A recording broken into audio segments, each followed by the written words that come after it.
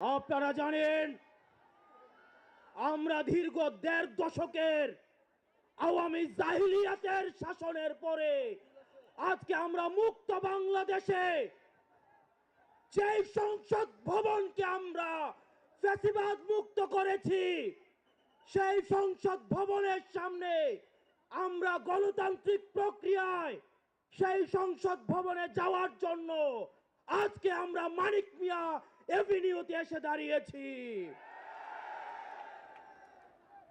প্রিয় দেশবাসী, আপনারা জানেন দীর্ঘ ১.৫ দশকের বেশি সময় ধরে আমাদের দেশে ছিল বিচারহীনতার সংস্কৃতি।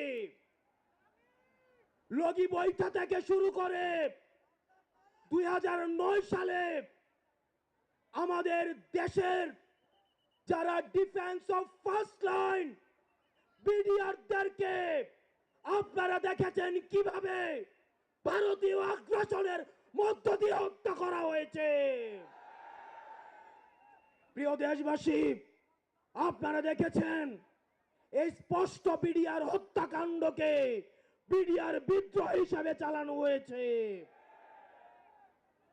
আপনারা দেখেছেন শাপলা চত্বরে আমাদের দাড়ি টুপিওয়ালা ভাইদের উপরে রাতের অন্ধকারে কিভাবে জেনোসাইড চালানো হয়েছে। আমাদের দাড়ি টুপিওয়ালা ভাইদের সামনে থেকে কিভাবে মাইক কেড়ে নিয়ে যাওয়া হয়েছে। প্রিয় দেশবাসী, আপনারা দেখেছেন বাংলাদেশে কিভাবে রাতের ভোট, কিভাবে দিনের ভোট রাতে চালু করার সংস্কৃতি চালু হয়েছে, ডামি ইলেকশন চালু করা হয়েছে। আমরা ৫ই আগস্টে এই আওয়ামী লীগের এই দুঃশাসনের আমরা এই দুঃশাসনের কবর রচনা করেছি। আমরা বলতে চাই এই গণভবনে কে যাবে সেটি নির্ধারিত হবে বাংলাদেশ থেকে, ভারত থেকে সেটি নির্ধারিত হবে না। আমরা স্পষ্ট করে বলতে চাই এই সংসদে কে যাবে সেটি নির্ধারণ করবে বাংলাদেশের খেটে খাওয়া জনতা। এই সংসদের মসনদে কে বসবে সেটি নির্ধারণ করবে এই ভূখণ্ডের মধ্যে যারা রয়েছে সেই ভূখণ্ডের মানুষ। আমরা দীর্ঘ ১.৫ দশকের বেশি সময় ধরে আমরা একটা জাতি গড়ে তুলতে পারি নাই।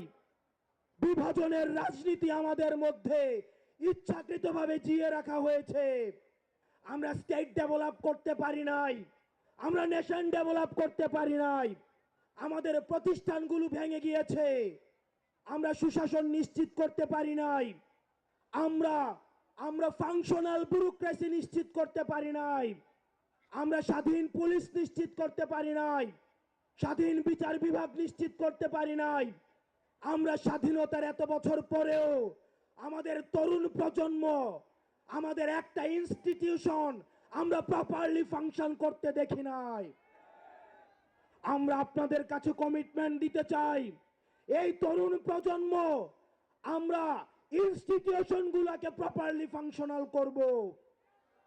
আমরা আপনাদেরকে কমিটমেন্ট দিতে চাই এই বিভাজনের রাজনীতির ঊর্ধ্বে উঠে আমরা একতার রাজনীতি বাংলাদেশে চালু করব।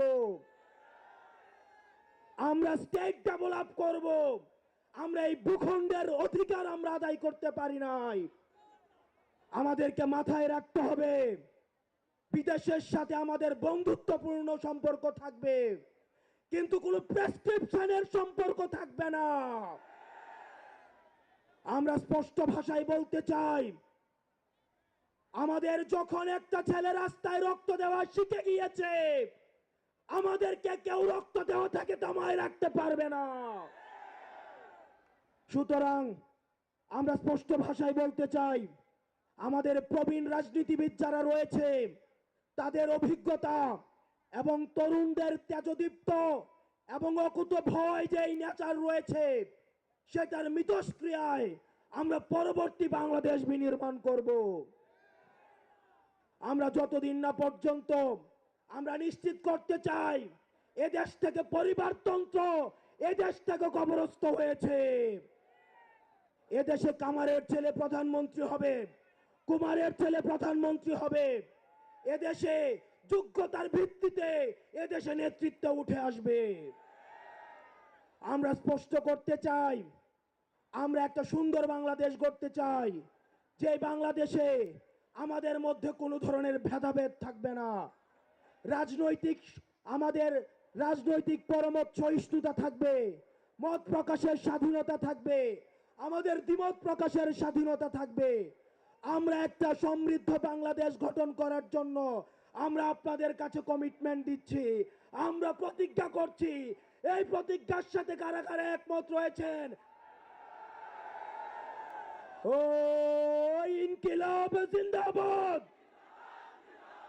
ইনকিলাব জিন্দাবাদ, ইনকিলাব জিন্দাবাদ, ইনকিলাব জিন্দাবাদ। আপনাদের সাথে দেখা হবে আমাদের তরুণদের স্বপ্নের বাংলাদেশে। আসসালামু আলাইকুম।